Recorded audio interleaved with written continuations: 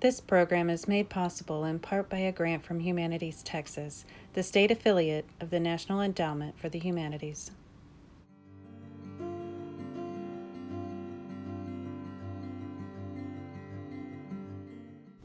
We have discovered in our studies that indigenous peoples of Texas and early European settlers collaborated more often than previously thought. We find this to be true during the Spanish colonial period, and these native coalitions seem to be the case at Fort Colorado. Thank you for taking the time to watch this brief video.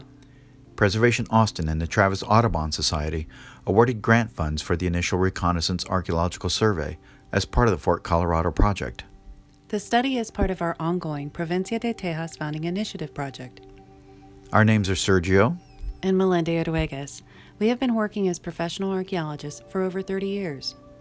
We focus on hybrid material culture left behind by indigenous peoples of Texas and the Europeans during the 18th and 19th centuries. Part of our business model at GTI Environmental LLC includes assisting nonprofit organizations raise grant funds to conduct in-depth archival studies and archaeological investigations. Giving back to our community is a business priority, and we offer services in kind in most cases on a 3-to-1 match with awarded grant funds. Since 2014, we have partnered with Steve Gonzalez, Executive Director of the El Camino Real de los Tejas National Historic Trail Association. Together, we assist the National Park Service identify and document historic resources associated with the National Historic Trail. Fort Colorado is one of the historic military installations whose soldiers walked along the historic road. Today, Martin Luther King Boulevard bisects the footprint of the old historic fort. Based on our previous archival study, we assessed that there was a high probability the northwest corner of the fort's palisade wall was within the Blair Woods Nature Preserve property boundary. The ethnohistorical records strongly suggested an ancillary road segment of El Camino Real de los Tejas connected Fort Colorado soldiers with indigenous peoples of Texas who lived at a large native village west of the fort, which General Pedro de Aguirre documented in 1709 and Captain Zebulon Pike saw in 1806. As viewers will see, towards the end of the reconnaissance archaeological survey, we recognized a remnant swale of this historic road next to the possible fort wall alignment, which leads in the direction to the National Historic Trail. As professional archaeologists, our studies follow the Secretary of the Interior standards and guidelines for historical documentation and archaeological documentation. Practitioners within the discipline of historical archaeology periodically publish the most up-to-date method and theory. We use Mary C. Beaudry and Dan Hicks' method and theory, which they published in co-edited books through Cambridge University and Oxford University presses. Scholars who practice historical archaeology of military sites have recognized some of the cultural material assemblages represent silent voices of indigenous people who work alongside Europeans. So we also considered the archaeology of hybrid material culture in developing the research design for the excavations. One of the first steps in the process is reviewing historic aerial photographs and overlaying them on modern aerials.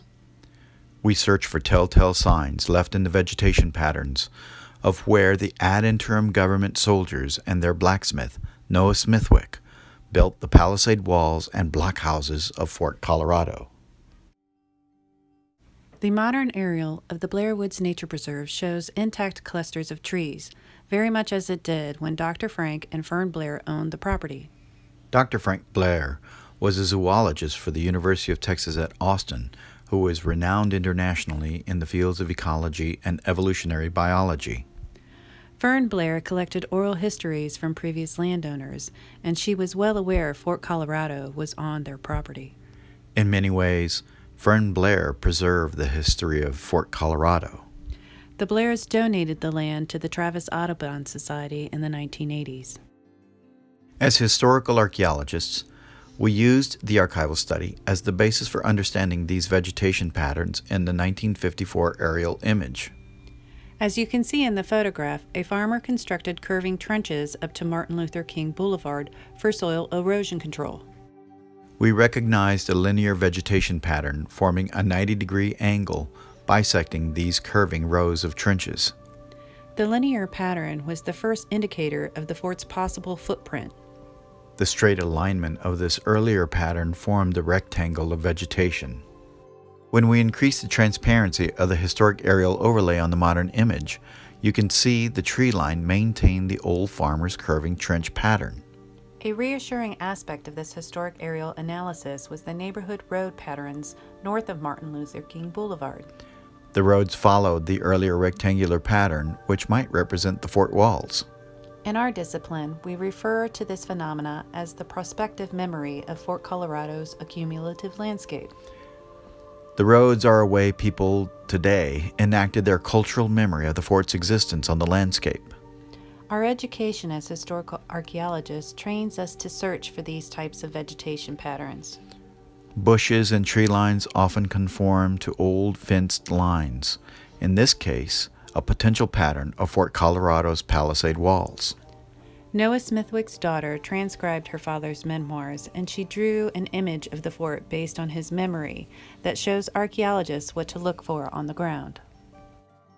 Based on his first-person account of building and living at the fort, his living memory is very reliable. The artist's perspective of the military installation drawing is from the northwest looking towards the southeast. That meant the blockhouse and wall alignment we see in the drawing would be the northwestern corner of the fort. If the vegetation pattern represents the palisade wall alignment, the northwest corner of the fort would be within the Blair Woods Nature Preserve.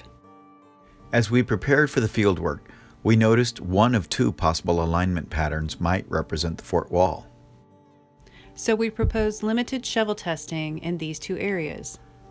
Although the research design called for no more than 4 shovel tests, we included an option to do more excavations if the circumstances merited the additional effort.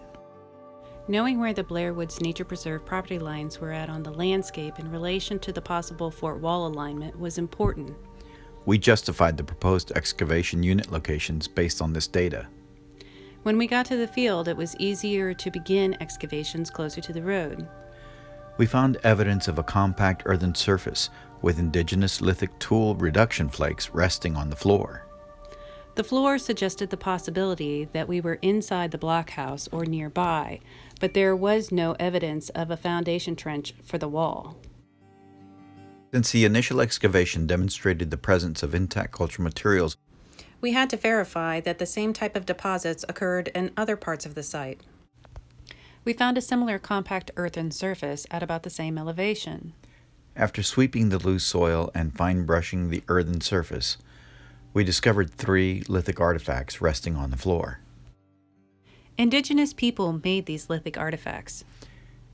The artifact at the bottom of the picture was an arrow shaft straightener. Noah Smithwick told the story in his memoir that he worked closely with the Comanche and other indigenous people came to the fort. As part of the archaeological survey effort, we reconnoitered the general area and saw some evidence of native cooking hearths nearby. Could these cultural features be associated with Fort Colorado? Part of the hidden narrative of the early Spanish colonial period is that indigenous people collaborated with settlers. They worked together, and the local native people helped build the Spanish missions. Scholars have shown that late prehistoric and historic indigenous peoples of Texas had sophisticated culture and modes of coalition development. If the local native people helped Spaniards in the early 1700s, is it possible they also helped early Anglo-European colonists in the early 1800s? This hypothesis would explain the presence of indigenous cultural material where the fort's blockhouse was potentially located, but the excavation units didn't have European artifacts, at least so far. In past excavation efforts, we used metal detecting to search for European artifacts along swale remnants of El Camino Real. The National Park Service approved this type of method for excavations in New Mexico. We successfully applied this method at Lobanillo swales back in 2015. At Fort Colorado, we applied this methodology in a block pattern that included both potential wall alignments. After flagging and mapping 10 metal detecting targets, a linear pattern emerged, which followed the rectangular alignment of the possible fort wall. The additional survey effort led deeper into the woods in an area we hadn't seen before, and we recognized a characteristic swale pattern of a historic trail leading down to Coleman Spring. This map shows the location of the initial 4 shovel tests and the 10 metal detecting targets in conjunction with the indigenous cooking hearth locations.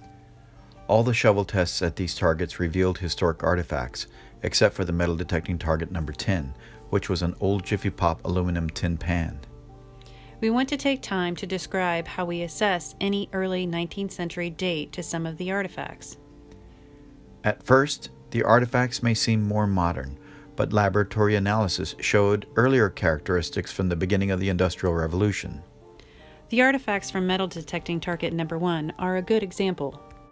What appeared to be a typical wood screw was in fact contemporary with Fort Colorado.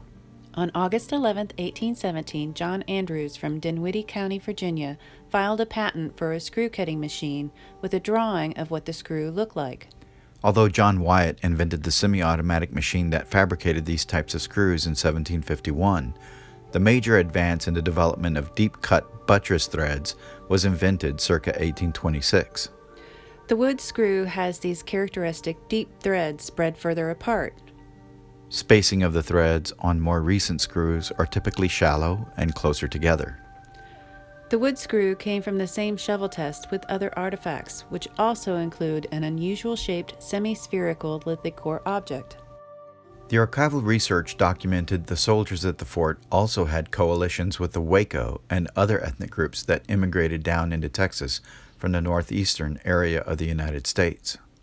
With this in mind, a possible interpretation of the round lithic core may be that the object functioned as a ball of a war club.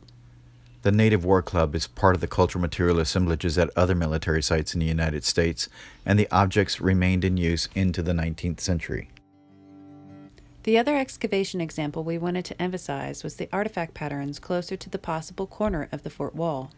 We excavated this metal detecting target location as a shovel test because it was directly adjacent to the rectangular wall alignment and one of the native cooking hearths. The excavations uncovered a similar compact earthen surface seen elsewhere, and the artifacts were resting flat on the floor. We recognized the bone object in the northern part of the excavation unit was a fragment of a scapula or a shoulder blade. After cleaning the object during analysis, it was clear the indigenous person purposely formed the bone into a tool.